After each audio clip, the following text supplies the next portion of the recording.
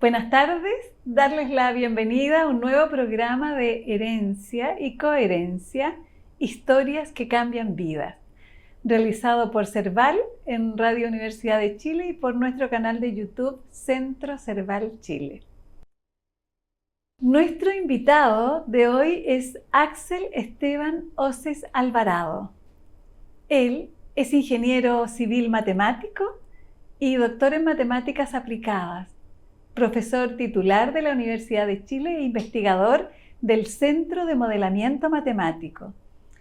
Su trabajo académico se ha desarrollado en el ámbito de las ecuaciones diferenciales, los problemas inversos y sus aplicaciones en geofísica, medicina y astronomía.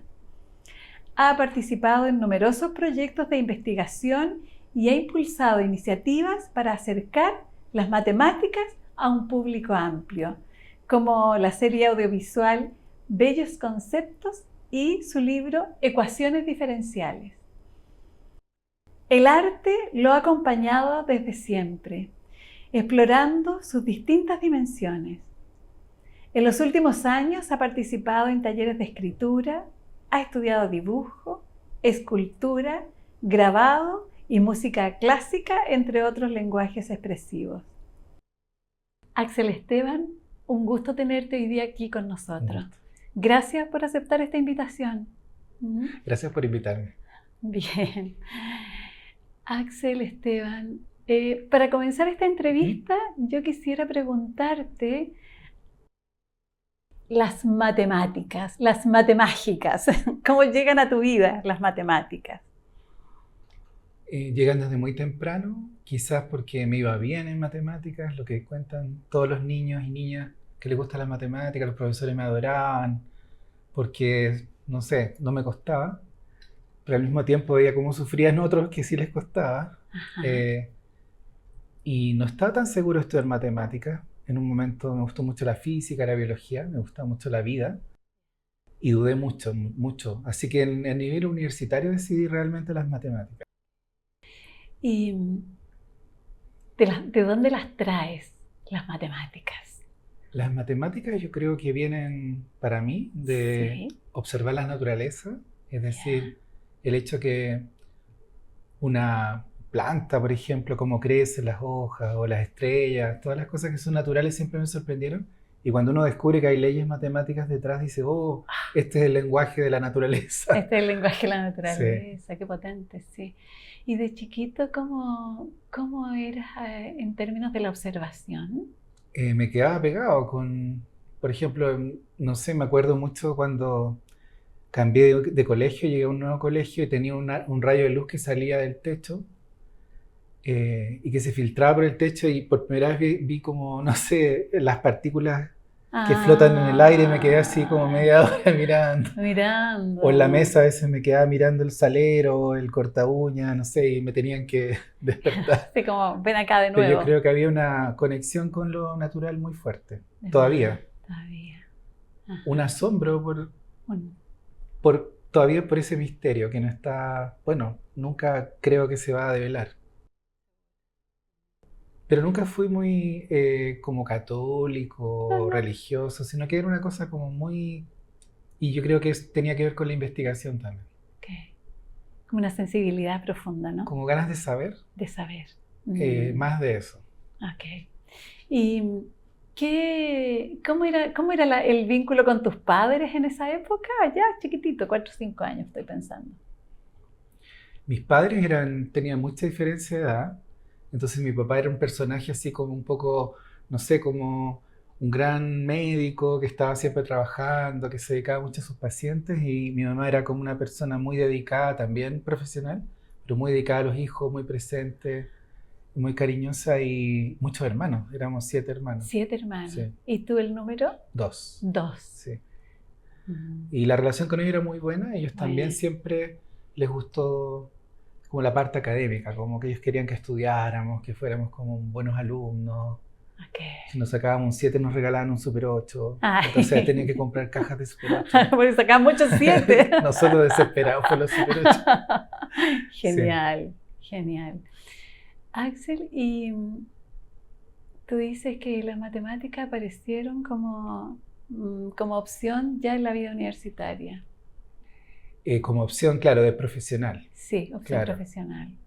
¿Y cómo sí. fue ese proceso de tomar esa opción? Fue un proceso esencialmente humano porque uno conoce a los académicos, a los alumnos de los distintos departamentos y yo conocí el de física, conocí el de ingeniería, conocí el de matemáticas y en ese momento, que era también un momento bien complicado en el país, eran los años 84, 85, Ujú. 90, había cambios importantes, me gustó más el departamento de matemáticas porque consideraba que había profesores y profesoras como que al mismo tiempo, del punto de vista profesional como humano, eran así más Sí. completos. Y dije, no, yo me voy en matemáticas y ahí veo qué hago. ¿Y las aplicaciones serán en el futuro? Después de un doctorado, esperar, tener paciencia, seguir Ajá. estudiando. Mm.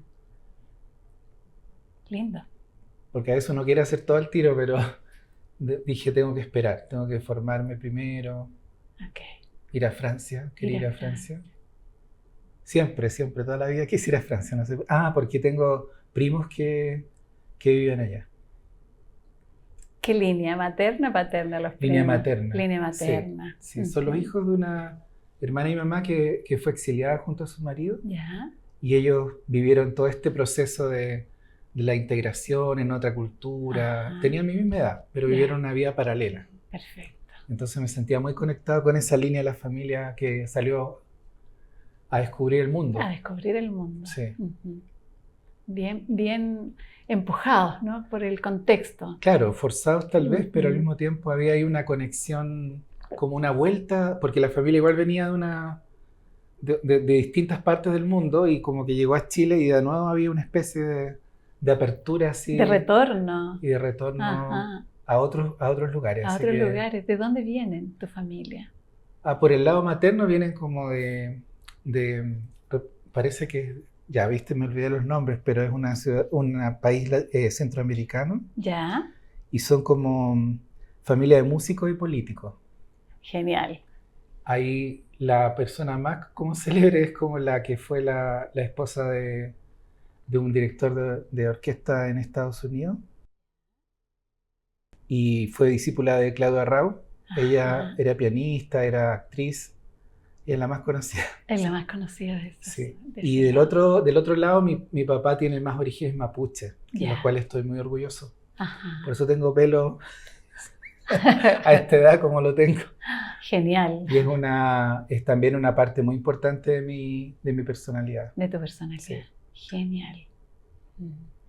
Y desde ese sitio, ¿cómo se inserta el arte en tu vida?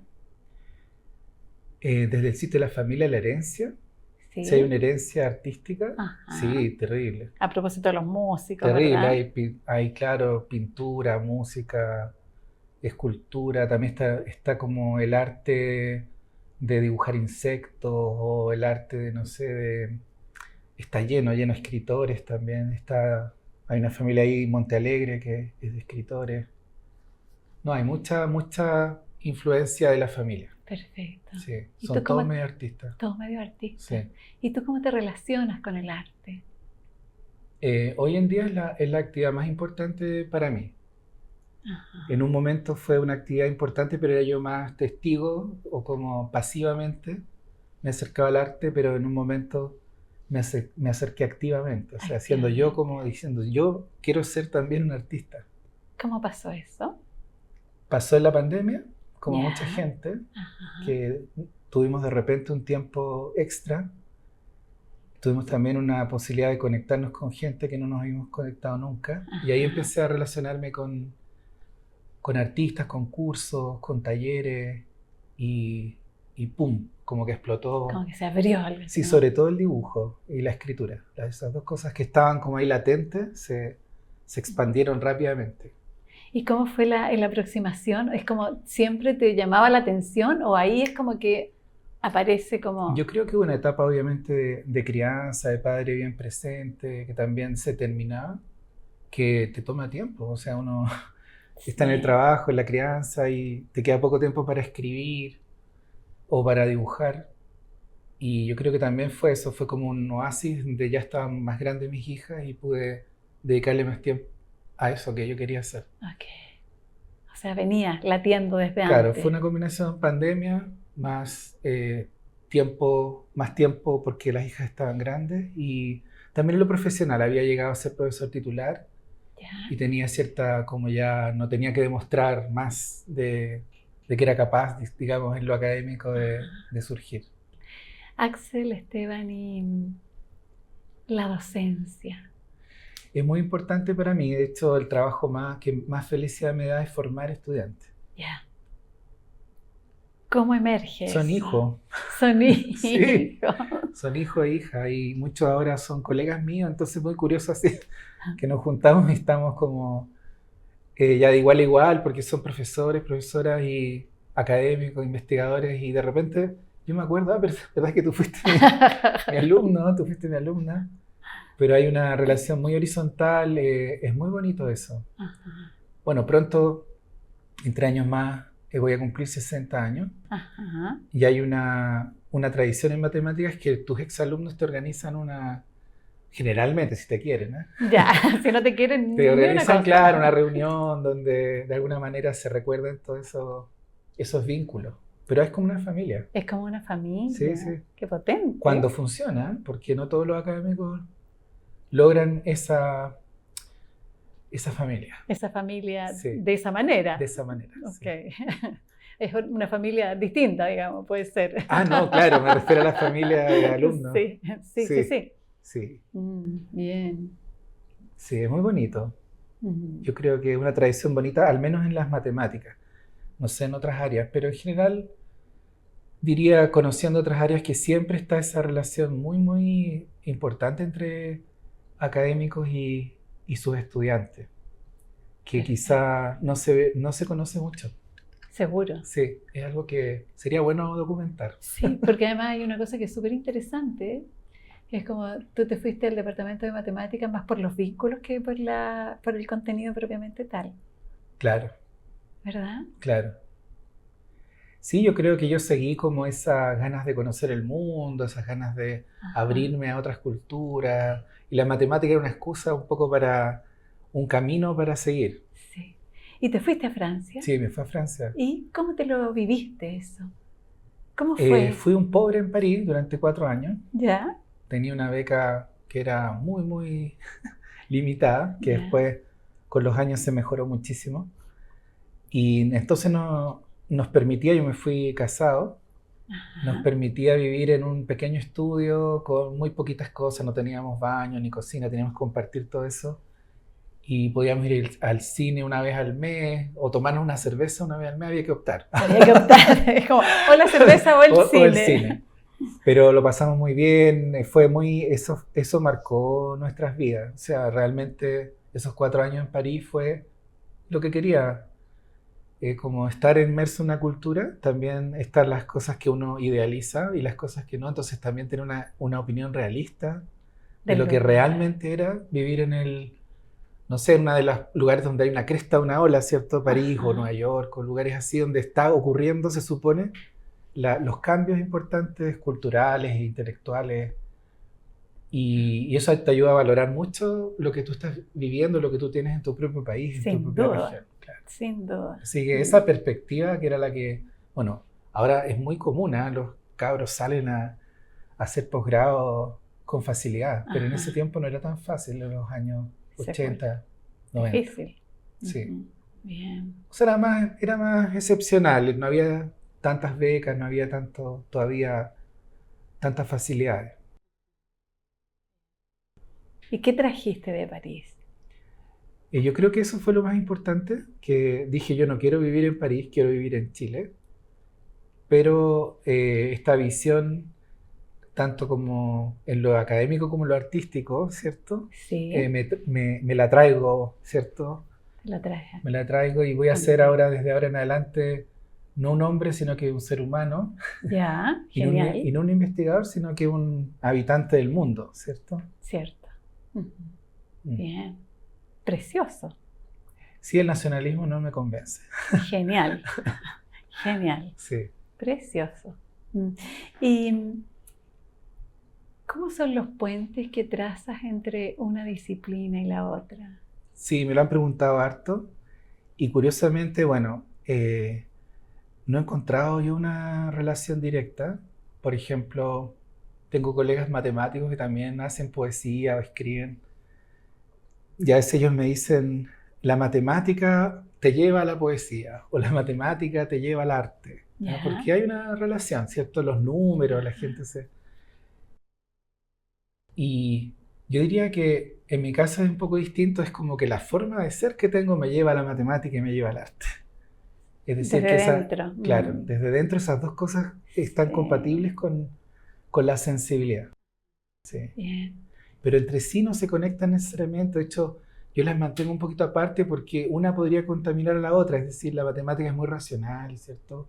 Es muy como ordenada. En cambio, el arte es muy libre y tiene mucha creatividad de otro tipo. De otro tipo. Entonces no se alimentan tanto, pero yo creo que a nivel inconsciente hay una conexión, obviamente. Seguro, seguro. Y en ese sentido, ¿qué valor tiene el misterio para ti, Axel Esteban? Muchísimo. Para mí el misterio más grande es el de la muerte. Yo Sí. siempre escribo sobre la muerte, converso sobre la muerte, me gusta mucho ese tema, porque es el gran misterio para mí. Es como siempre he tenido esa duda de qué hay, ¿cierto? O más que qué hay, qué significa. ¿Qué significa? Sí. Ajá. ¿Y cuáles son las aproximaciones que ha Sobre todo vivido? a través de la poesía, yo creo. Ok. Sí. Yo creo que la aproximación, o sea, la idea, si tú quieres más, que más me ha dado esperanza, es que pienso que cuando uno muere, de alguna manera se acaban las leyes de la física, se acaban las leyes que nosotros conocemos, y uno entra en una dimensión donde de alguna manera podría haber un tiempo infinito para vivir. Ajá. Es decir, uno podría demorarse infinito en morir. En el último segundo Seguro. podrías vivir muchas vidas. Sin duda. Algo así. Ok. Es como que está todo ahí. Como que, claro, como que de Simultáneo. repente, sí, eso te abre una puerta que no conocemos porque se rompen todas las leyes que conocemos también. Ah, bien. Es como cuando se creó el universo, ¿cierto? ¿Qué pasó? O sea, ¿qué es eso? ¿Y ahí cómo lo articulas la muerte con el nacimiento, Axel Lo mismo, Esteban? pues, imagínate cuando uno nace y muere, son momentos muy parecidos de la vida, ¿cierto? Parecido. Como están conectados, hay una lógica que es la misma, yo creo. Y eso te da como la idea, que curioso, ¿cierto? Como ese parlante que está ahí, ¿cierto? Que parte, como crece y después se desaparece. Se desaparece. Pero algo tiene que haber ahí, pues. Seguro. Y si no, bueno, la otra como forma de pensarlo es que rico poder dejarle a tus hijos y a tus alumnos y a la gente que te conoció el recuerdo de lo que tú hiciste. Ajá. Y eso ya es un regalo gigante, o sea, con eso uno ya vale la pena vivir. Sí. ¿Tú tienes idea cómo fue tu nacimiento? No sé. Así tú dices si fue como traumático. No, si fuiste parto cesárea. normal, si no parto normal. Mira, tuve que averiguar la fecha y la hora porque hice un curso de astrología y psicoanálisis y ¿Ya? me preguntaron la fecha, la hora exacta. Y así que sé que nací a las 12:15 del día en Santiago, que fue un parto normal. Estaba el acta de nacimiento ahí que me conseguí. Genial. Así que fue de lo más normal a mediodía, digamos. Ajá. Bien. De lo más normal a mediodía. Sí. Oye, Axel Esteban. Es que un parto no sé, a las 2 de la mañana me imagino que hubo un trabajo de parto, no sé, como que ahí estaban todos esperando, ¿no? A las 12 del día también hubo un trabajo de parto previo, te lo Claro, aseguro. no, pero me refiero a lo mejor fue más corto porque era el segundo hijo ya de parto natural, entonces supongo yo que habrá sido más fácil para mi mamá. Buenísimo, buenísimo. ¿Qué valor tiene el cuerpo humano para ti? Tu cuerpo humano. Mira, bien poco. ¿Ya? De hecho, el otro día comentaba con una amiga que nunca me miro al espejo. Generalmente no me preocupa mucho el cuerpo humano propio, ¿sí? Ya, Como no lo tengo tan presente. ok. Salvo cuando falla por razones de salud, te empieza a doler algo, ¿cierto? Y se hace Ajá, se presente. hace Ahí me presente. molesto. Ujú. Pero en general, para mí el cuerpo humano es como... Tengo la suerte, yo creo, por la herencia mapuche de mi familia, que me mantengo bien físicamente. A mi edad que, no sé, supongo la gente siempre dice, te ves bien, te ves joven. Entonces estoy muy contento por eso. Ajá. Y nada más me preocupa en realidad el cuerpo Ok. humano, mío. ¿Y el de los otros? El de los otros tengo, bueno, yo dibujo mucho, entonces me observo los rostros, los ojos, lo que son las formas, me gusta mucho la escultura, me gusta mucho Ajá. la figura humana. La figura humana. Sí, todas las representaciones que hay, lo Modigliani, cómo dibuja el cuerpo humano, Chagall, cómo lo hace Da Vinci. Entonces, como no sé, como que me interesa mucho la representación del cuerpo humano y del rostro humano. Especialmente el rostro. Especialmente, yo diría que no solo el rostro, sino que lo que se llama como todo el busto, como la parte de los hombros hacia arriba, como Ok. el cuello, el cabello es muy importante, los Ah, ojos, la expresión. Sí, yo creo que la expresión humana está muy como centrada en esta parte, ¿cierto? La que uno ve por Zoom. como claro, De la de hecho, la después uno pandemia. conocía a la gente por verla por Zoom. Decía, "Ah, ¿qué pasó?". ¿Qué vas acá? Sí. Sí. Mm, La voz también la es voz. interesante, pero eso va más por el lado de la música. Ok. Ujú. Mm, Sí, en el cuerpo humano están esas cosas también, la voz, la, la expresión oral, el movimiento, sí. Pero sí. eso va más por el lado artístico, Sí, por el lado artístico. sí. Ujú. Desde esa perspectiva, miras los cuerpos. Sí, porque hay muchos artistas que se basan más en la parte abstracta, como que Sí. dicen voy a manifestar mi sentimiento a través del arte abstracto. Yo creo que eso es muy fuerte hoy, ¿ah? De hecho, el dibujo figurativo, muy representativo, muy realista, es un poco controversial porque se acerca mucho al video, a la fotografía, Fotografía. a los medios de comunicación. Entonces, como que yo diría que ahí hay, no sé, un poco de desconfianza del artista más puro de esa representación tan como Realista. realista. No sé, Mm. siento por lo menos en el grupo de artistas que conozco que hay una separación, que yo creo que no es necesaria, pero hay que redescubrir esa forma de representar los cuerpos hoy en día. Porque el proceso de la pintura realista es como lleva todo un proceso del artista, ¿no? Sí, Y lo abstracto se puede ver en una pincelada, ¿no? lo, o sea, lo mezclan. Ahora hay algunos también que dibujan cosas muy realistas, pero ya no sé, una pata de robot o ¿cierto? Como que algo así te saca el... Pero yo me refiero Sí. más a que hay un cambio cultural porque hubo un tiempo donde, por ejemplo, los artistas usaban mucho la musa, por ejemplo, y que era la representación de la mujer un poco como objeto, digamos, que se ha considerado como, bueno, ella no es solo una musa, es también una artista, qué sé yo. Y esas mismas artistas tenían también sus musas o sus musos. Y entonces eso está como cambiando. O sea, ¿qué representas tú? ¿Qué es lo que es un modelo? Ajá. ¿Qué es lo que tú estás representando cuando representas una figura humana? ¿Cierto? Y por eso me gusta el retrato, porque representa la personalidad de alguien. De Es alguien. como Ujú. el interior. El Y se puede interior, con pocas líneas retratar a alguien, así como... Y yo creo que sí. sin duda. Por lo menos una parte de alguien. Una parte de alguien, sí. O amplificar una. A propósito del tiempo, como nace, ¿no? Que se reconozca, Ajá. por ejemplo. Que Mm. diga, oh, soy yo. Ups. Sí. Algo ahí hay de mí. De más, de Sí. más. Y muerte, nacimiento, el tiempo. ¿Qué significa el tiempo para ti, Axel Esteban? Em, sí, el tiempo no me preocupa tanto. El tiempo es como... está sobrevalorado, creo. Em,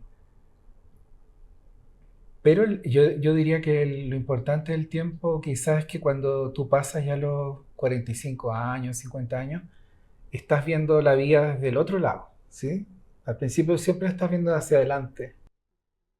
Y cuando pasas esa mitad de la vida, que bueno, depende de cada persona, depende en qué Sí, momento, no sé, las distintas cosas que vivió, pero en un momento tú empiezas a mirar la vida más hacia, me está quedando esto, yo veo hacia atrás todo esto otro, como un como recuento que te en el das fondo. vuelta. Sí.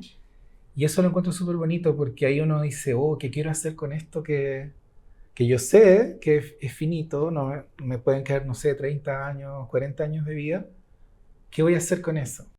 Y hoy en día se puede, o sea, estamos como tantas posibilidades, ¿cierto? Cierto.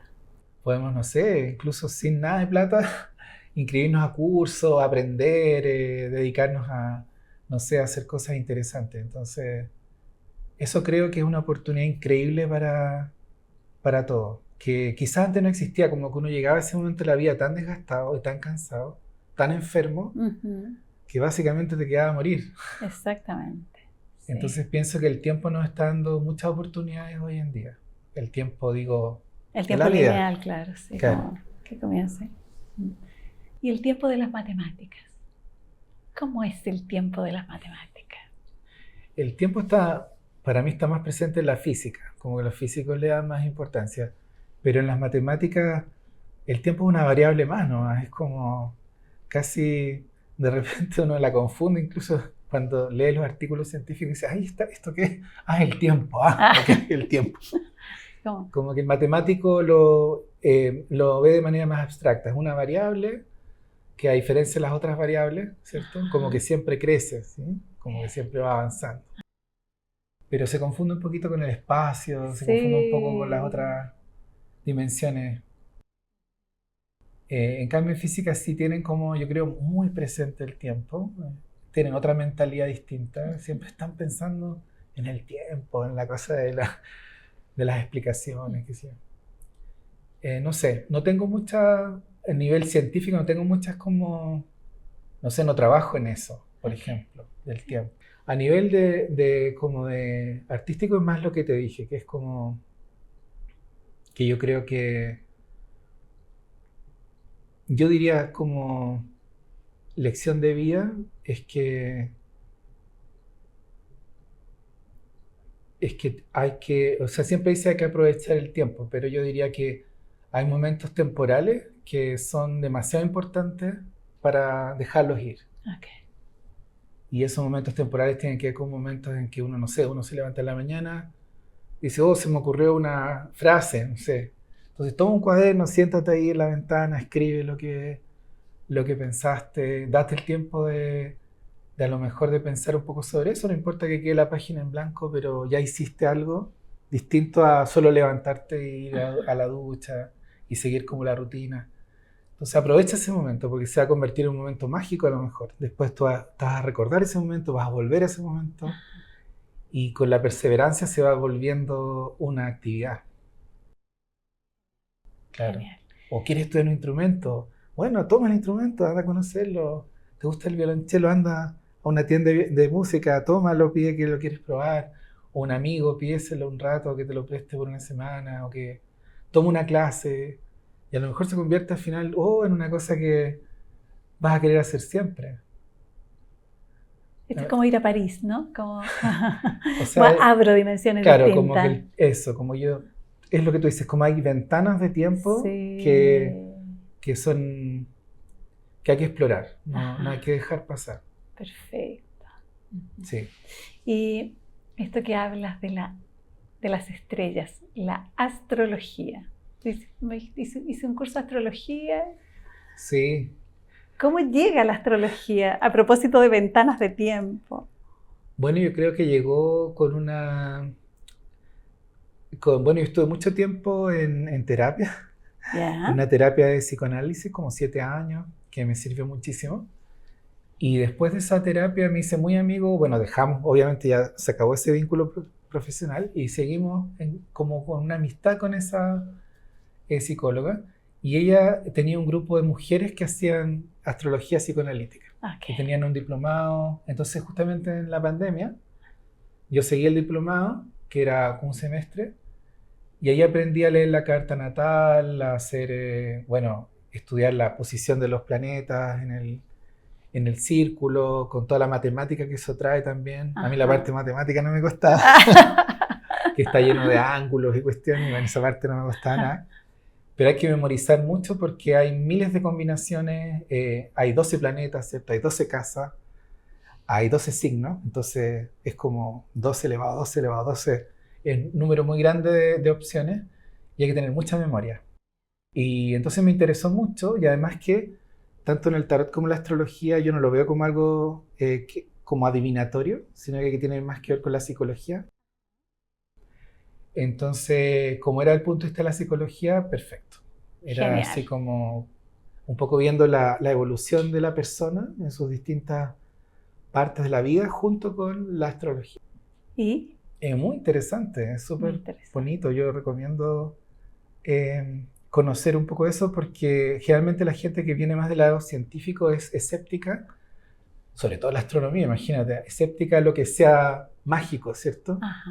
Pero no hay ninguna contradicción. No, O sea, uno puede ser por un lado una persona en su trabajo muy, digamos, muy respetuosa de las normas del método científico y por otro lado ser en su vida personal alguien muy, digamos, que se entretiene mucho con la astrología. son como los dos hemisferios cerebrales, ¿no? Sí, no, no importa, no hay ninguna No contradicción. hay ninguna contradicción. Sí, Sí. es como la ficción y la realidad, o sea, ¿cómo no vas a poder escribir, un escritor, cómo no va a poder hacer lo que quiera ahí en el libro? Ajá. ¿Cierto? Si se limitara a lo que es su profesión, que fome. ¡Qué fome! Sí. Los médicos escribirían solamente de páncreas y intestino delgado. De más. Así que Mm. ahí yo creo que me moví ahí entonces porque tenía esa curiosidad de lo que se llaman los arquetipos, que son las formas de la personalidad Ujú. o las formas de vida que pueden ajustarse, digamos, o que pueden, no sé cómo decirlo, eso cuando uno clasifica dice, ah, mira, esta persona es de este tipo, este tipo, este tipo. Ajá. Me gustaba esa... Esas clasificaciones, esas Sí, aproximaciones, ¿no? sí, creo Mm. que tienen cierta lógica y ayudan a jugar, ayudan a terapiar, ¿Verdad? ayudan a conversar. A conversar. Sí, Ajá. ¿Y hay el una tarot? estructura. Te iba a decir que tiene una estructura muy linda porque la tirada que yo hago siempre tiene un lado, tú me decías al principio de la entrevista, hay un lado que tiene que ver con los tiempos, Sí. con la niñez, con la adultez, con el pasado, el futuro, los conflictos. Y hay otra parte que tiene que ver con la persona. ¿Qué eres tú? ¿Cómo te ven los demás? ¿Cuáles son tus miedos o tus anhelos? Eh, ¿Cuáles son tus planes? Entonces como que es muy bonito cuando uno lee el tarot porque hay una conversación sobre todo eso. Y conoce a la otra persona y igual que un psicólogo después te desconectas, tú eso ya te olvidaste. Pero la otra persona que fue a leer y todo, le queda con un montón de ideas, un montón de cosas que, como que te revive cosas inconscientes, Seguro. te hace sentir bien. Mira, como un instrumento musical, ¿no? Sí, Ajá. Sí. así que la astrología y el tarot llegaron por el mismo lado, por esa curiosidad de la psicología. De la psicología. Sí. Mm. Y la lectura de tu propia carta. Sí, yo hago todos los domingos, voy a la piscina, después de la piscina leo mi tarot. Trato de Lees tu tener tarot. esa Disciplina. disciplina y lo hago más bien para aprender también, porque me salen cartas, entonces tengo que volver a leer el significado, volver a como a interpretar y me sirve para mantenerme entrenado. Genial, Sí, genial. pero no me creo tanto, no mucho. Es Sí. más, bien. No me tengo tanta confianza. No te tienes tanta No, es que confianza, generalmente no. leerle a alguien muy cercano no es buena práctica. Es como, la lectura de ti con ti es Sí, como es tramposa. sospechas. Sí, sospechosa. Sospechosa. Sí, si no, uno no necesitaría ayuda. Genial, Sí. genial. Y has seguido como con esta disciplina y la música y la belleza. Sí, la música para mí es como la forma más pura de belleza. Más que incluso que las matemáticas. Más que las matemáticas. Sí, creo que hay un lado muy humano en la música. Bueno, a mí me gusta mucho la música clásica. Eh, en particular, también me quedaba pegado escuchando, por ejemplo, Bach cuando era chico, horas y horas. La misma canción, ni siquiera varias, sino que una, así como... Me acuerdo de una que se llama Aire para una cuerda en G, Ya. que me quedé escuchando, no sé, como varias horas y decía, pero ¿cómo puede ser esto tan bello? ¿Por qué me pasa esto? ¿Por qué me pasa? Después tú tienes la explicación teórica. Hace poco conocí a un director de orquesta, un chico que estudió, es compañero mío en cello, y me decía, lo que pasa es que cuando uno completa todas las como gamas, desde lo más agudo a lo más grave, o sea, violines, no sé, por ejemplo, viola, violonchelo, Contra. claro, tú vas haciendo como una gama, eso es por alguna razón para el oído humano es muy agradable que esté todo lleno de sonido y de una manera como uniforme, que no haya más de uno del otro. La armonía musical tiene que ver también con la armonía de las ondas, ¿cierto? Las frecuencias. Entonces eso todo lo estudian los músicos y saben, y saben bien qué nota poner, ¿cierto? Para que uno diga, ¡ay, qué lindo! Entonces, claro, uno dice, allá hay una lógica detrás, pero cuando tú lo descubres dices, ¡ay, qué es esto! Es maravilloso. Y ahí yo desde muy pequeño empecé a estudiar guitarra, piano, y más adulto, violonchelo. Creo que hay una oportunidad también para los adultos de estudiar música ahora, muy tardíamente. Yo empecé a los 49 años a estudiar cello. Y es maravilloso estudiar un instrumento. Hay que dedicarle tiempo, pero... Y como uno no tiene tiempo, llegar al acuerdo con el profesor de que, mira, lo que yo hago en la clase es lo que yo estudio. Y si él acepta eso... Genial. La clase, el estudio, y bueno, avancemos. Lo que podamos, así como... Yo llevo 10 años, pero en realidad son 3, si tú quieres. O claro. sea, un estudio normal. Ajá. Pero bueno, Eso no habría podido hacer esos 3 años. Exactamente. Siendo académico. Cierto. Y es muy linda la música, realmente. Pero ahí también hay como un poco de orgullo. Yo digo, cuando yo escucho Bach, por ejemplo, siento algo tan profundo que tiendo a pensar que nadie más lo puede sentir con otra música. Yeah. Pero la gente en realidad, con la música que le gusta, logra lo mismo. Ajá. Y pensando en el cuerpo, ¿tú dónde la sientes? La sensibilidad, la sensación. Que me voy así. Ahí sí que el cuerpo no existe, como que cuando... Es como eso, es como que no existe el cuerpo. Soy un pájaro. Okay. Estoy flotando. Como transportado. Es como una droga. Es como una droga. Es algo que te lleva lejos, así, te saca del tiempo y del espacio. Okay. Con la diferencia que no te destruye, ¿no? Al revés. Al revés, claro. Es como que te alimenta. Te alimenta. Y te conecta también con personas que ya murieron y que dejaron así un legado como espiritual, ¿cierto? Humano. Que dice, y que no está explícito, no hay ninguna palabra. Bueno, sí hay ahora es con palabras, obvio, pero no es lo más importante. Bien. A mi hija, por ejemplo, curiosamente le gustó mucho también la música clásica. Yo nunca le inculqué eso, pero naturalmente le gustó. Y me acuerdo que a veces escuchaban, por ejemplo, listas junto con ella, que preparaba así el Requiem de Mozart, o no sé, el Carnaval de los Animales, y nos quedábamos así como, oh, qué lindo. Con ella compartíamos mucho esa, como no sé, complicidad de decir, no sé qué es esto, pero es maravilloso. Sí, sí, yo creo que es algo que... Y muchas veces la música clásica también se asocia con como la cultura occidental o no sé, solamente algo, no sé, las personas que tienen mucho dinero pueden ir a conciertos, ¿cierto? Pero es parte del patrimonio de la humanidad. O sea, es como muy importante bajar yo creo, esa barrera. Que es como un juicio, ¿no? Como un prejuicio. Sí, un prejuicio que... Tiene una justificación, pero te estás perdiendo de algo muy bonito por ese prejuicio. Entonces, primero explóralo, ve si te gusta, a lo mejor te apasiona. Y después puedes transformarlo, puedes cambiarlo. Genial. Puedes llevarlo a tu propia cultura, puedes mezclarlo con tus herramientas. Muchos músicos latinoamericanos buenos tuvieron una formación clásica primero. Ajá. O sea, Charly García, no sé.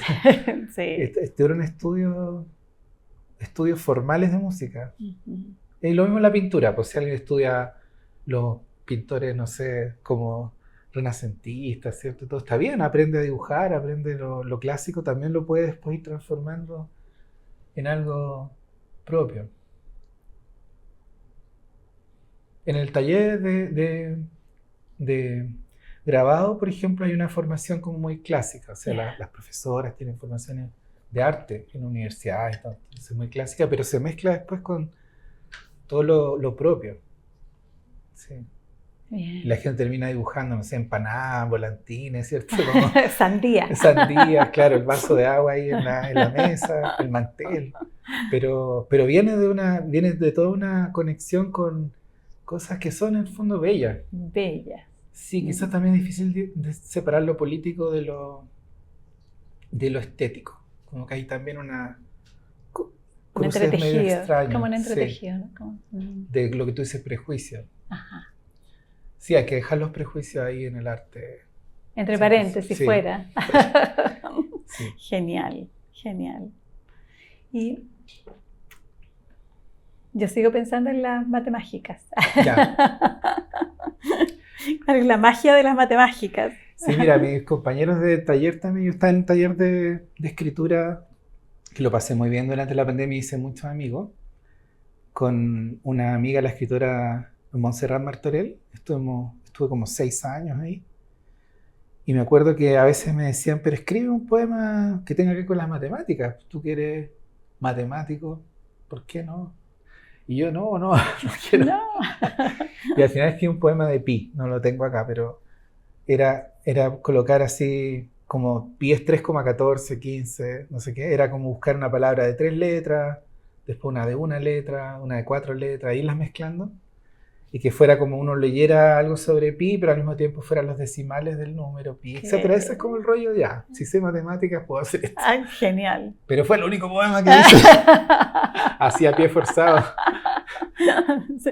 Pero sí, hay gente que ocupa, digamos, la profesión de las matemáticas dentro del rollo artístico. Genial. Sí. Y matemáticas aplicaba. Cuéntame. Sí. No, yo creo que tengo un lado muy ingeniero cuando me di cuenta que las matemáticas sirven en muchos campos. Inmediatamente vi una oportunidad también de estudiar matemáticas. Dije, puedo hacer cosas en otras áreas. Y desde muy joven me interesé mucho en la Tierra. Eso significaba el océano, la atmósfera, los terremotos, el cambio climático. Y fue a hablar con un profesor cuando estaba a punto de irme al doctorado y me dijo, mira, aquí tengo un doctorado listo para ti, ándate Como a la medida. A la medida, yo te lo pago. Así. Genial. Claro, yo, ya. Me fui a su oficina y acto seguido fue a la Facultad de Ciencias y ahí hablé con un profesor de ecología porque me gustaba también la biología. Estaba estudiando también otro científico, las palomas, la visión de las palomas, no sé qué. Discípulos de Maturana. Y también me dijo, ándate a Estados Unidos, yo te tengo una beca lista. Andaban ávidos de alumnos de ingeniería, porque muchas veces las de las mismas áreas, claro, les va bien, pero les gustan los ingenieros porque son así como más, como saben harto sobre cálculo, ¿cierto? Y programación. Y yo ya me fui a esa oficina y dije, ¿qué hago? Porque me podría volver como un geofísico, digamos, me podría volver como un biólogo dentro de las matemáticas, haciendo un doctorado en eso. Eran en Estados Unidos también esos posgrados. Yo quería irme a Europa. Entonces dije, no, yo voy a seguir lo que te dije al principio, seguir estudiando, seguir como metiéndome abstracción en la cabeza a pesar de que no era lo que más quería, para llegar a un punto donde sea independiente y pueda elegir lo que hago. ¿Dónde aplico? Claro, ahí yo creo que tomé el buen camino porque volví al Centro de Modelamiento Matemático, que es un centro de investigación en matemáticas aplicadas, y me pude conectar con mis colegas en geofísica, en biomedicina y hacer cosas aplicadas desde mi, digamos, comodidad de investigador ya contratado con un puesto y todo. Y eso me permitió desarrollar las aplicaciones que sí había querido hacer, pero después de varios años. Okay. Y tuve razón también porque toma mucho tiempo. Tú cuando te conectas con un grupo distinto, por ejemplo, clima, te puedes demorar 5 años en estar recién publicando algo con ellos. Además, ¿Por qué? Porque es muy difícil, es como aprender algo de nuevo, el lenguaje común, encontrar temas en común, y toma mucho tiempo. Formar alumnos, alumnas. esto es un Es un proceso proceso. muy, muy difícil y muy poco considerado porque las personas que hacen aplicaciones, como se demoran mucho tiempo sobre todo en las áreas como física, matemática, ¿cierto? O Ajá. biología, que comienzan a hacer aplicaciones, se demoran mucho tiempo y la carrera académica es tan vertiginosa que si te demoras mucho, te vas quedando atrás y te están evaluando, etcétera. Entonces los jóvenes tienen mucho miedo de desviarse, ¿cierto?, de su camino. Pero en un momento, si te sientes cómodo, puedes empezar a ir hacia esas aplicaciones. Ok. Como a tomar tu propia ruta, ¿no? Sí, y la más bonita yo creo que ha sido la de cambio climático, porque ahí realmente ha sido como, sobre todo a nivel de investigación y humana, como el descubrimiento de todo un mundo interdisciplinario gigante que es Ajá. necesario para atacar, no atacar, pero para adaptarse y tener resiliencia frente a lo que está ocurriendo en nuestro planeta. Perfecto. Sí, eso ha sido muy importante y el rol de Chile en la región ha sido muy importante también. Así que me siento como orgulloso de haber sido parte de ese grupo Además, haber elegido vivir desde el acá, año ¿no? 2000. Sí, desde Sí, que volví. O precioso. Sí, súper precioso. sea, son ya 25 años trabajando con ellos. Ajá. Sí. Axel Esteban, ¿y el viento? ¿Qué valor tiene el viento para ti? Em, yo creo que tiene más un valor, claro, desde el punto de vista científico son las ecuaciones de Navier-Stokes, así que es algo que, No te voy a preguntar lo que significa, no tengo ni claro, idea, pero pero... yo quiero decir, es como, ¿qué es la mecánica cuántica? Ah, son las ecuaciones de Schrödinger. ¿Qué es el viento? Ah, son las ecuaciones de Navier-Stokes. ¿Qué es el vuelo de los pájaros? Ah, son las ecuaciones de Navier-Stokes. Pero desde un punto de vista artístico creo que el viento tiene mucha importancia. De hecho, hay un área que me gusta mucho que se llama Omnia Maifu, que es una poesía sobre la sombra de los árboles. Y el otro día conversábamos con él y decías, mira qué bonita la sombra de los árboles porque contiene el sol, que es la fuente de energía de todo, Ajá. contiene el árbol, que es el símbolo de la vida, está la sombra, que es como lo que te está protegiendo, te está dando cobijo, ¿cierto? Si no estuviera el árbol estaría el sol y estaríamos todos quemados, así. Entonces como el hogar, ¿cierto? El lugar, y está el viento, que es como que mueve la sombra.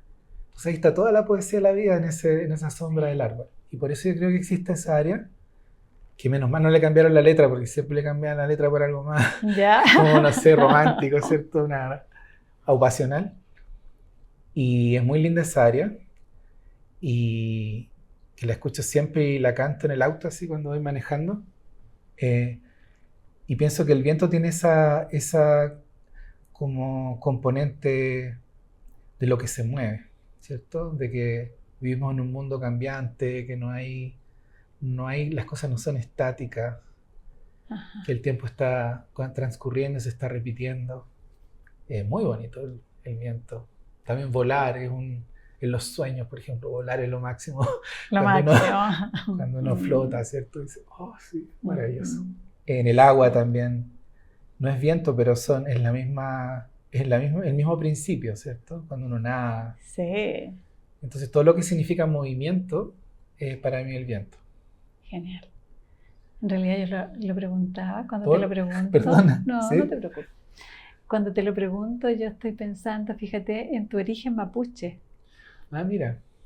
Entonces, como, qué importancia el viento, los elementos, pensado desde allá. Sí, hay una importancia que quizás, claro, no tienes por qué conocer, de la parte mapuche que mi abuela mapuche, la madre de mi padre, era médica, era una especie de como Qué médica potente. ¿Y tu papá médico? y mi papá médico. Y ambos tenían esa capacidad como de escuchar, de, de conversar, ir más hacia lo profundo, como una parte así como de entender al otro, y eso lo heredé.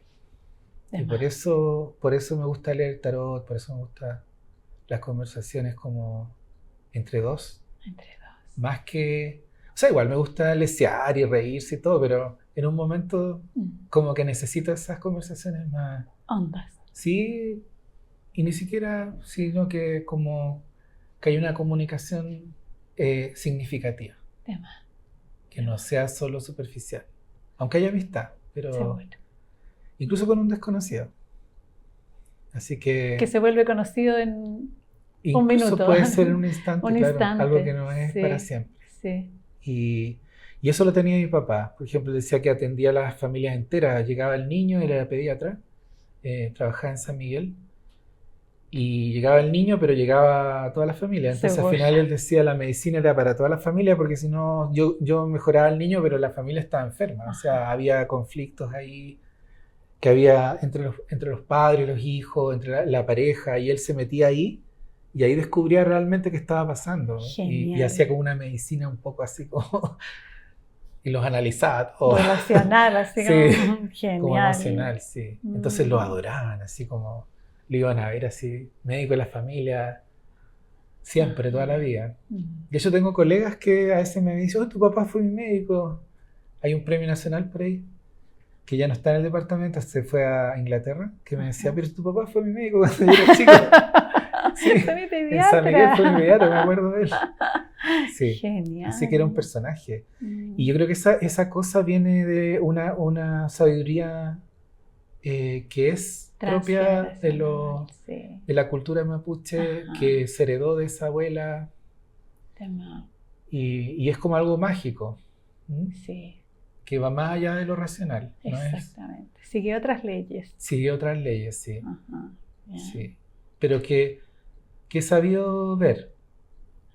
Tardíamente, pero las he sabido ver. Genial. Después de la mitad que mencioné del tiempo. Sí. Axel Esteban, ¿perdiste a tu padre? ¿Él falleció? Sí, como te digo, él era mayor, tenía como, no sé, 29 años de diferencia con mi mamá. Murió cuando ya la reunión de apoderados pensaban que era mi abuelo, ¿cierto? Y murió hace, tampoco como que quiero recordar la fecha, ¿cierto? Pero murió hace unos 10 años, yo creo. Y fue la primera muerte fuerte real, ¿cierto? Más allá de la teoría, que ocurrió en mi vida. Y yo me acuerdo que lo primero que hice fue escribir una poesía de él. Que lo veía en el cielo, que lo veía flotando. Y como que tomé el guante, también le gustaba mucho dibujar a él. Y era muy sencillo. Por ejemplo, nunca salió de Chile en toda su vida, solamente una vez, para mi examen de grado en Francia. Mis hermanos le pagaron el pasaje, yo se los agradezco, fue para allá. Y yo le dije, ¿qué quieres hacer? Está la Torre Eiffel, está el Louvre, está, no sé, el Jardín de la Artillería, el Museo d'Orsay. Me dijo, no, quiero dibujar. Y salía con un bloque ahí a dibujar a la calle. Genial. Con lápiz Bic, con un bloque así, Artel. Y se ponía a dibujar con su bloque y su lápiz. Y su ropa así sencilla, siempre. Y al final lo agarré y bueno, fuimos al Louvre, pero no fue lo que más le interesó. Le interesaba dibujar las calles, ver a la gente. Y fue la única vez que viajó fuera de Chile. Tenía Francia aquí en la cabeza. Él también se obsesionó por ese país, pero había estudiado Francia a través de enciclopedias. Sabía toda la historia. Hablaba francés incluso, pero nunca había estado en Francia. Nunca había estado en Francia, claro. Qué potente. Así que él fue un personaje muy importante para mí. Es. Claro. A propósito de la memoria, ¿no? Y a propósito, claro, de lo que decíamos de la muerte. Y de la muerte, sí, la pérdida, ¿verdad? Se nos fue el tiempo, Axel. Sí, bueno, ¿viste? Y no supimos nada. No tuvimos ni noticias sobre eso. Sí. Claro. Entonces podemos cerrar tal vez. Así como recorte. Como en las tesis que uno dice al alumno, oye, aquí terminó la tesis. tenés que terminar. Se acabó el tiempo. Sí.